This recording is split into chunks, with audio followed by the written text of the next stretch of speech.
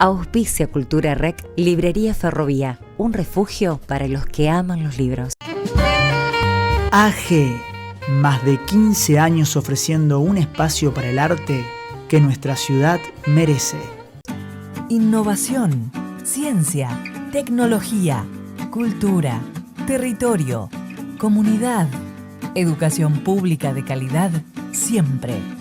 Universidad Nacional del Litoral. Seguimos en Cultura Rec y nos vamos a dar un gusto.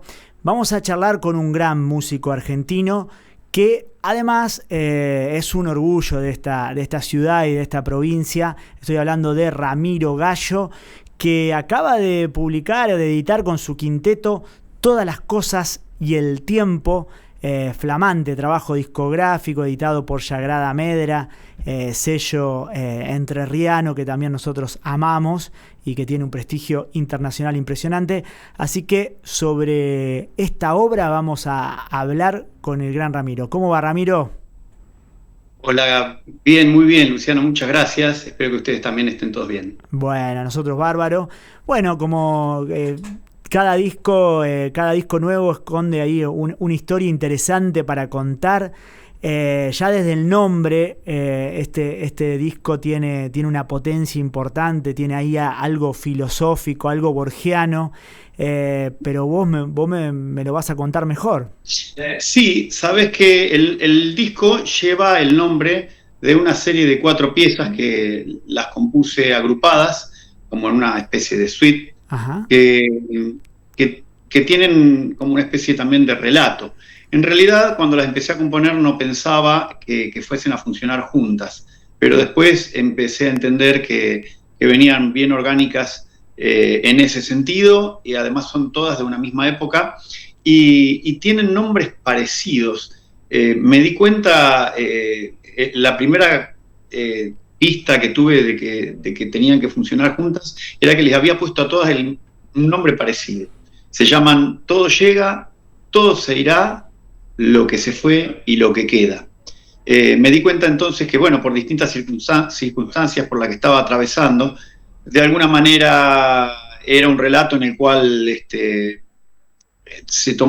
uno tomaba conciencia de que, bueno, todos los deseos, todas las cosas que algún día uno planifica o por lo menos intenta lograr, en algún momento terminan llegando, y si no llegan se convierten en algo diferente y mejor.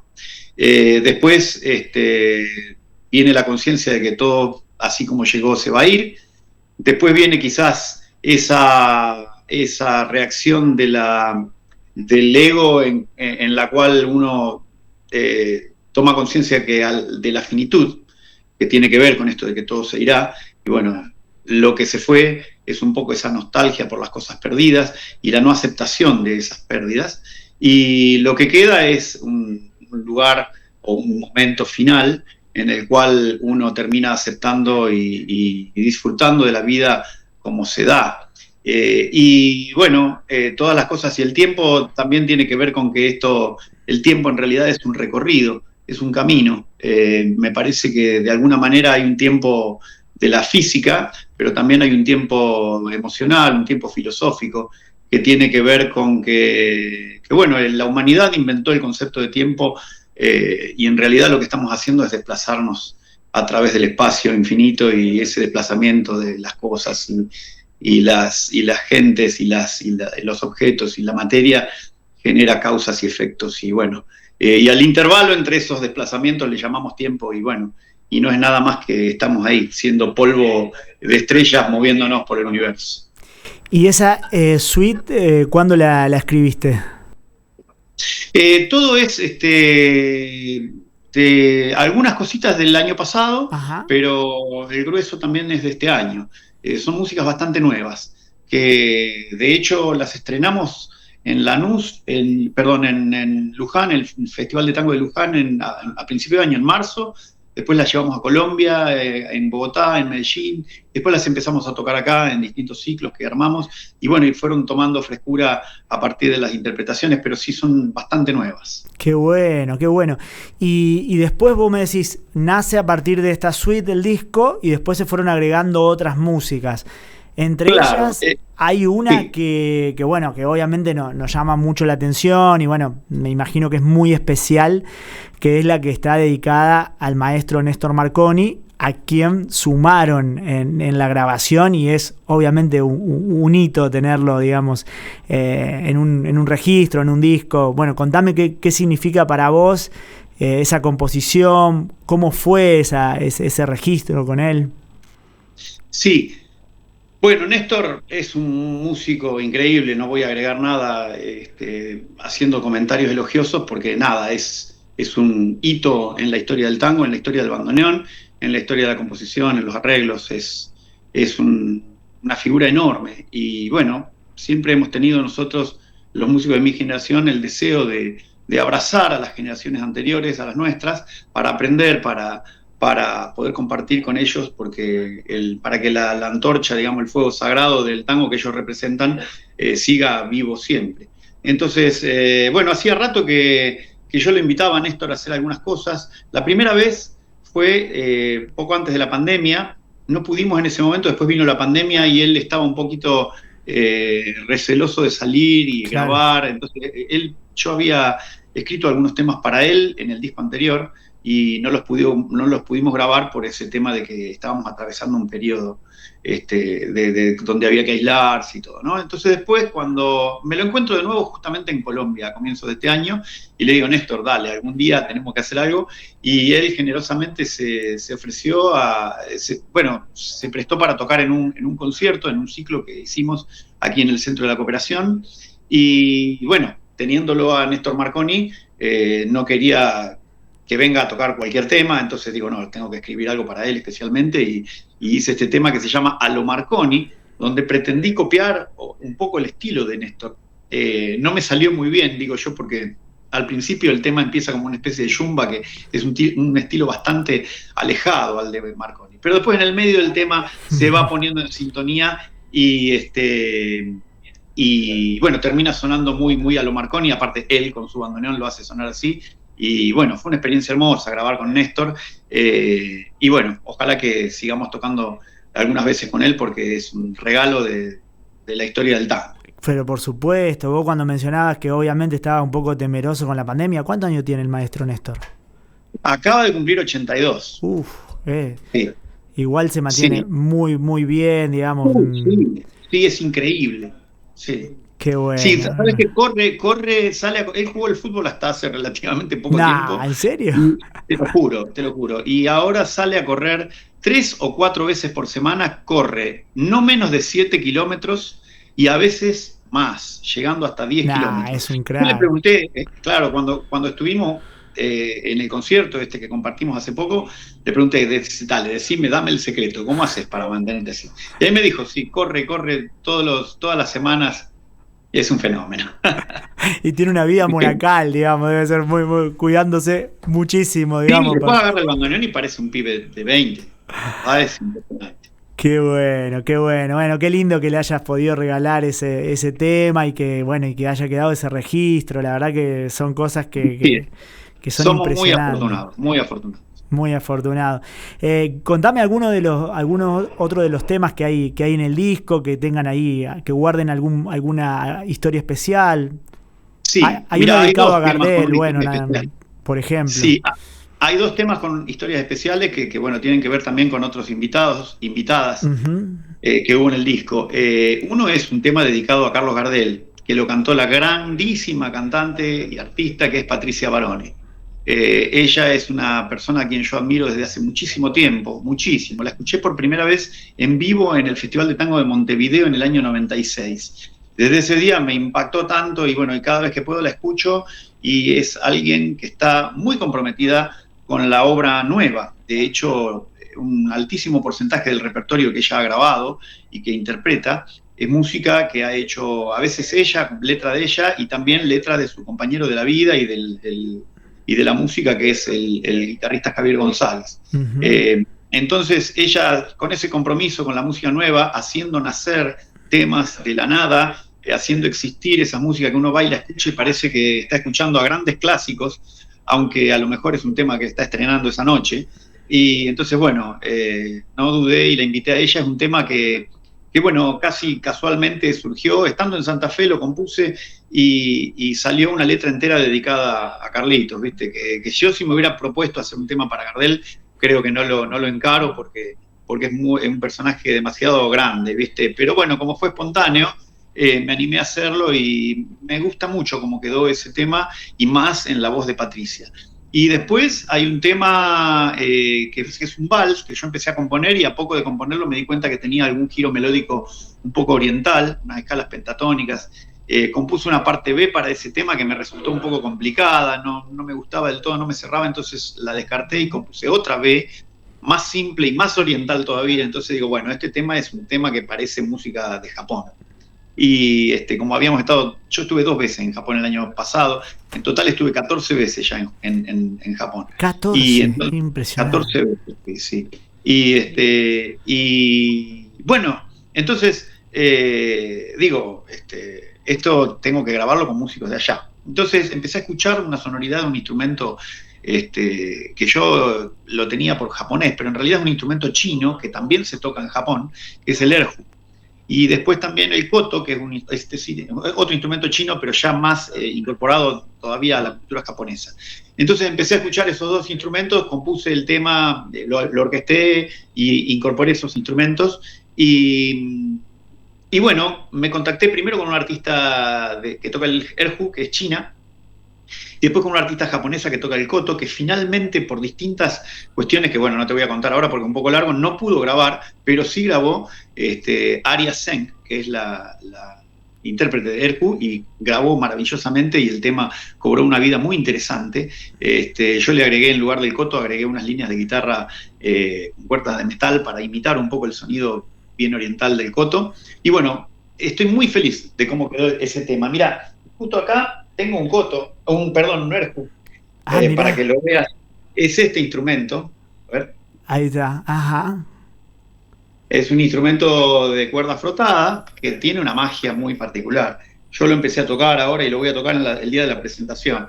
Por supuesto que no toco muy bien este instrumento, ni tampoco ningún otro, pero lo estoy arrimando un poquito. Es un instrumento maravilloso, muy mágico. Qué y bueno, Aria Seng es la intérprete del instrumento que grabó en el disco. Estoy muy contento con todo lo que aportó. Vive allá. Ella en este momento está en China, pero en el momento de grabar estaba en Brasil. Ella vive en Brasil, pero se fue a China por cuestiones personales. En este momento está ahí. Bien. Pero sí, es China. Viviendo en Brasil. Radicada. Sí, radicada en Brasil. Radicada en Brasil. No, pensaba ahí cuando mencionabas lo de Japón. Justo ahí veía fotos de que está por estos días está el Negrito Aguirre en Japón.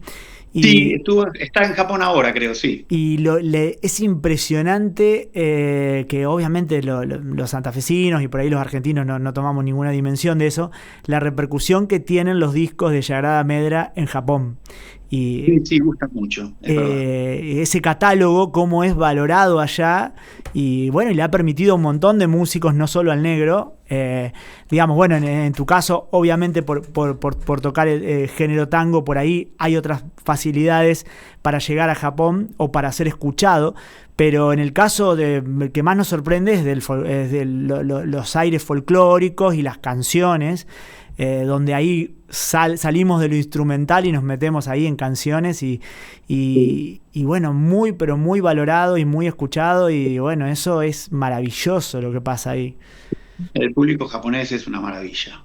Todo Japón es una maravilla. Es muy, muy particular lo que pasa. Es un público aparte abierto. Hay todo. En Japón podés encontrar todo, absolutamente todo. No solamente un disco del Negro Aguirre, sino a lo mejor el último disco de un artista, qué sé yo, de Bélgica. En fin, y va a haber un público para eso. Hay gente que cuando además se interesa, va al fondo de las cosas y no se queda en la superficie y realmente manifiestan ese amor de una manera muy, muy elocuente. Así que sí, ir a Japón es una de las cosas más lindas que puede pasarnos a nosotros, culturalmente, profesionalmente, espiritualmente, desde todo punto de vista. Sí, nos decía el Negro alguna vuelta que lo que son los pianos, por ejemplo, el cuidado que hay de los pianos en los lugares donde van a tocar, que el piano siempre es un instrumento complejo de cuidar. Eh, No, olvidate, es todo perfecto. Allá los teatros, los sistemas de sonido, qué sé yo. Todo es increíble, increíble. La gente. Yo tendría mil anécdotas, pero nos quedaríamos no, de sí, esto. sí. Sí, sí. Qué bueno, qué La bueno. verdad Che, ¿y por qué decidiste esta vuelta que el disco sea editado por Sagrada Medra, más allá de todo el vínculo que tienen ustedes con el negro, con el sello? Pero bueno, otros discos anteriores tuyos fueron editados por otros sellos discográficos. Contame ahí cómo la sí, pensaron. sí, ya desde el disco anterior, Alquimia, fue el primer disco editado por Sagrada Medra, este sería el segundo, Ujú. y tiene que ver con que yo admiro mucho el trabajo que se está haciendo, el trabajo más artesanal, y que además es como una especie de árbol que se ramifica en muchas direcciones. Hoy en día es muy difícil el trabajo de los sellos, solamente están subsistiendo y trabajando a la usanza de antes. Bueno, en realidad a la usanza de antes ninguno debe trabajar, pero por lo menos con la misma potencia las grandes industrias, ¿no es cierto? Pero para los sellos más chicos, toda la situación de la música online y las plataformas fue totalmente, destruyó todo el trabajo que se podía hacer. Bueno, sin embargo, el hecho de Sagrada Medra me recuerda a lo que son las cooperativas, cuando una fábrica cierra y los trabajadores toman esa fábrica y la siguen con su propio trabajo y con su propio esfuerzo y poniendo cada uno su trabajo. Y esto es así, es una cosa artesanal que cada artista hace un aporte importante para la existencia del catálogo y del sello, y eso es algo que no es muy común. Entonces, a mí me parece que es un lugar en el cual la música puede tener, está viva y puede tener además una trayectoria, un camino y una dirección. Y donde Entonces, y donde la música es lo más importante. así es, sí, así es. Sí. Así que sí, toda mi admiración para ese trabajo. Yo tuve que ver con la fundación del sello. Claro. Para mí es como una vuelta a casa, obviamente muy distinto. Yo en el momento de la fundación del sello vivía en Paraná y podía aportar de una manera quizás más efectiva y eficaz. Ahora no es tan así, pero bueno, por lo menos volver con mis discos y bueno, eventualmente en algún momento, cuando tenga un poco más de tiempo, también poder aportar un montón de otras cosas a la par de los artistas que están en el catálogo. Ramiro, te hago la última y te devuelvo al ensayo del cual lo robamos y le pedimos ahí disculpa a todos los compañeros, entre ellos un querido guitarrista santafesino, muy admirado, Santiago Veracandiotti. Contame sobre el quinteto en este momento. Me parece que hubo algún cambio en los últimos tiempos, ahí me perdí un poco. No es el caso de Santiago, que te sigue ahí firme desde hace muchos años, pero me parece que hubo algún retoque o no, o estoy Sí, confundido. durante la pandemia entró el último integrante, que es Joaquín Benítez, el bandoneonista. Ya en el disco Alquimia, él grabó la mitad de ese disco. El Ajá. disco Alquimia se grabó la mitad antes de la pandemia y lo grabó Federico. Ay, no me sale, no podés creer. Ya va a Mirá, te aparecer. cuento. Me desperté a las 4 de la mañana con un dolor de muelas importante. Está bien. Y bueno, después vino la pandemia y en el medio de la pandemia, entonces, por cada uno, viste esos videitos que hacíamos, los músicos en sus casas y en las pantallas. Bueno, así lo conocimos, yo por lo menos lo conocí a Joaquín, y desde ese momento Joaquín integra el quinteto. Y bueno, es el más nuevo, pero ya hace algunos años que está con nosotros. Así que ese es el último cambio. Después el resto son Adrián Enríquez en el piano, Santiago Veracandiotti en la guitarra eléctrica y Lautaro Muñoz Arista en el contrabajo. Entonces, Joaquín Benítez Quitegroski en el bandoneón. Y si querés te cuento que para la presentación del disco, que es ahora el sábado, el, van a estar presentes dos invitados. Una es Luisina Matieu, que va a cantar la canción de Gardel. Por compromisos artísticos que ya tenía contraídos, no puede estar Patricia. Uh-huh. Y bueno, Néstor Marconi, que está atravesando un momento particular, especial, que requiere toda su atención, un momento familiar importante.